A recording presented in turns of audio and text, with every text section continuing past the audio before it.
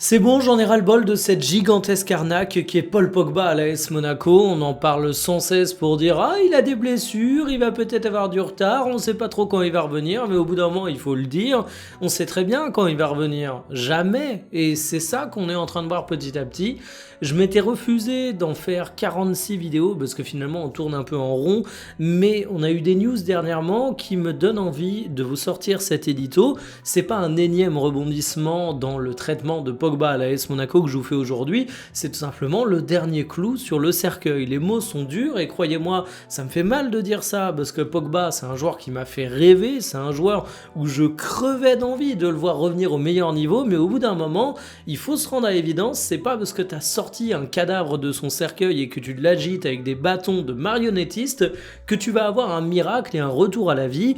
Parce que c'est un peu ça qu'on est en train de faire en ce moment avec Pogba. Je vais vous donner les dernières infos, je vais vous donner mon avis sur cette opération au global, et c'est un homme blasé et désenchanté que vous avez aujourd'hui sur vos écrans. Bienvenue pour cette nouvelle vidéo Talk My Football.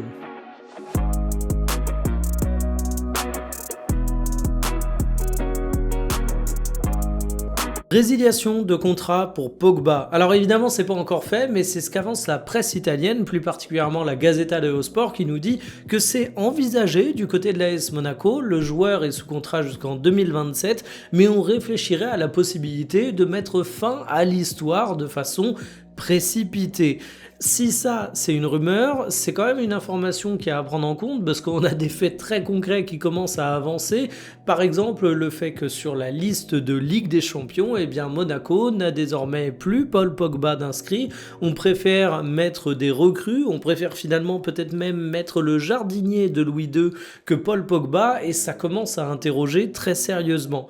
Alors sur la possibilité de rupture du contrat de Pogba, je dois vous avouer que j'ai un fou rire nerveux en l'envisageant parce que finalement 2027, la saison 2026-2027, c'est la seule où on peut nourrir des attentes légitimes, quoique extrêmement optimistes, concernant Pogba. Parce que quand Pogba est arrivé à l'AS Monaco, on savait tous que c'était un pari, on savait tous qu'il n'avait pas joué depuis une éternité, on avait tous envie d'y croire, mais au bout d'un moment, moi ce que je vous disais à l'époque, c'est que s'il faisait déjà 10-15 matchs dans la saison, ce serait pas mal. Bon, finalement, j'ai même été optimiste avec ce constat qui pouvait paraître comme pessimiste, mais depuis j'ai largement revu mes attentes à la baisse, et du coup tu te dis ok, Pogba, il y a un enjeu, mais peut-être pas pour cette saison, peut-être pour la saison 2026-2027, parce que finalement le temps qu'il lui faut, ne serait-ce que pour redevenir un sportif de haut niveau, eh ben il est absolument monstrueux. Mais si tu pars du principe qu'après une année à avoir fait garderie pour Paul Pogba, colonie de vacances, centre de réathlétisation,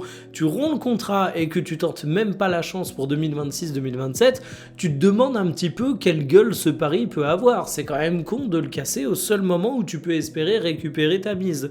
Alors concrètement, quelles pourraient être les raisons de cette machine en arrière de AS Monaco ?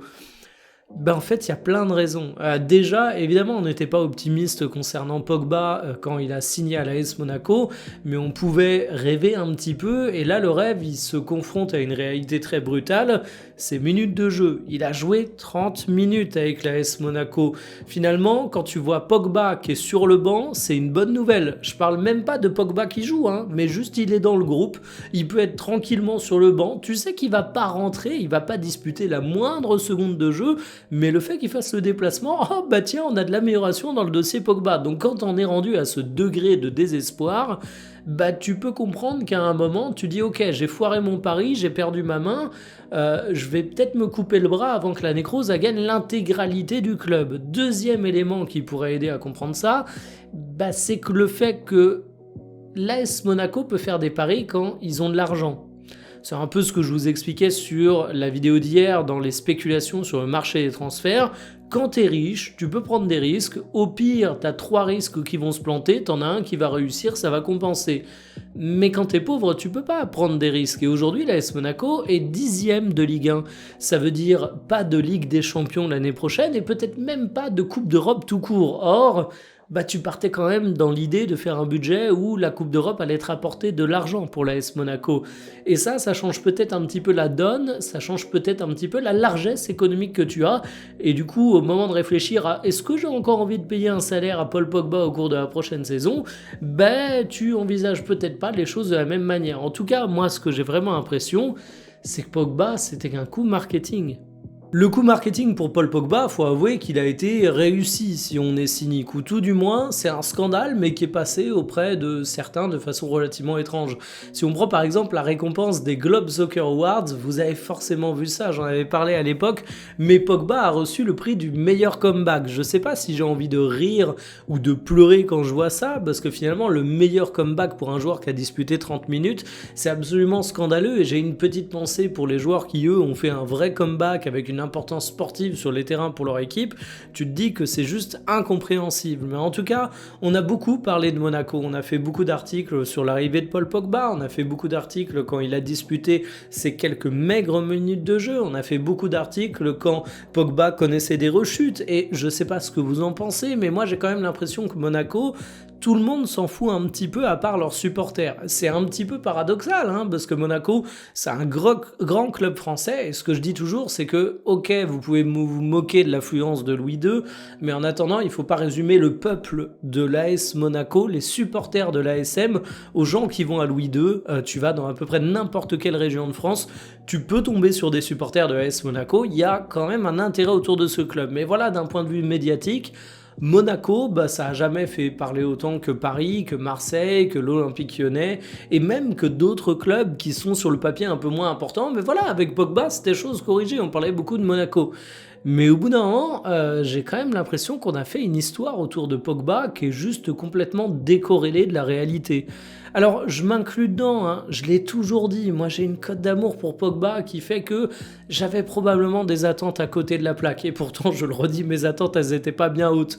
Mais alors le storytelling autour du meilleur comeback de Pogba, t'as l'impression que c'est Jésus qui descend de sa croix, sauf qu'au bout d'un moment, Pogba, il faut quand même rappeler 2-3 trucs, la réalité elle a la dent dure, c'est que déjà il a été suspendu pour dopage. Alors vous croyez ce que vous voulez dans cette affaire, mais au bout d'un moment, Pogba, il n'a pas manqué des mois de compétition parce qu'il a été blessé dans un incendie d'orphelinat où il essayait de sauver des pauvres petits-enfants. Il a été suspendu pour dopage. Ok.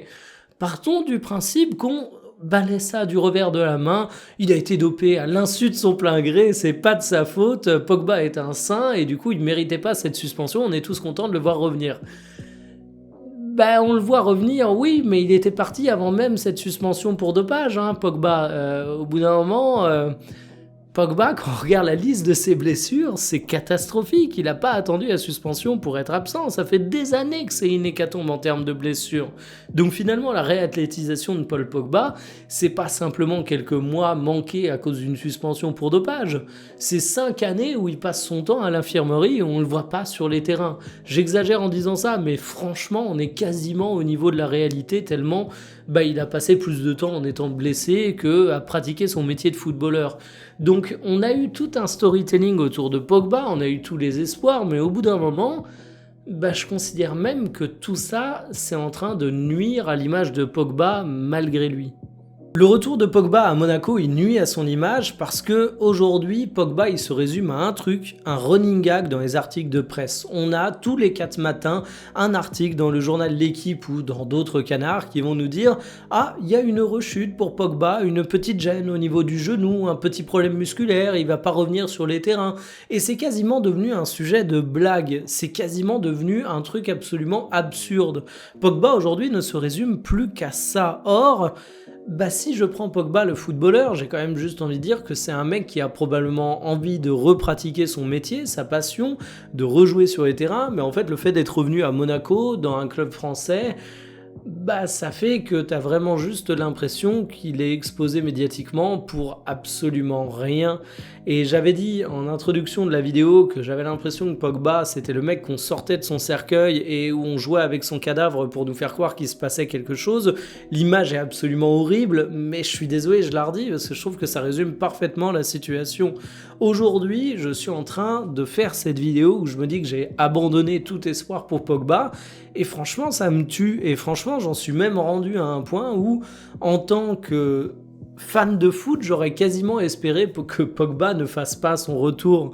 J'aurais espéré que Pogba, on reste sur cette note de mec qui, malheureusement, après un passé glorieux avec l'équipe de France, s'est retrouvé à connaître beaucoup de blessures, a été suspendu pour dopage et ça a mis fin à sa carrière. Mais là, t'as un peu l'impression que c'est cette série que t'adores, qui a fait toute ta jeunesse, qui s'était arrêté d'une façon certes un petit peu frustrante, mais qui revient et qui va faire une 4e, une 5e, une 6e saison absolument horrible et qui gâche absolument tout ton souvenir.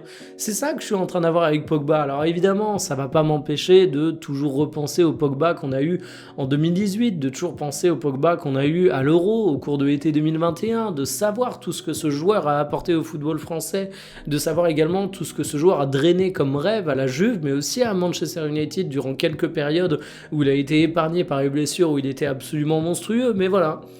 Pogba du côté de Monaco, c'est devenu une vaste blague, mais aussi une blague très triste, du genre qui te fait plonger en dépression et pas qui te fait beaucoup rire.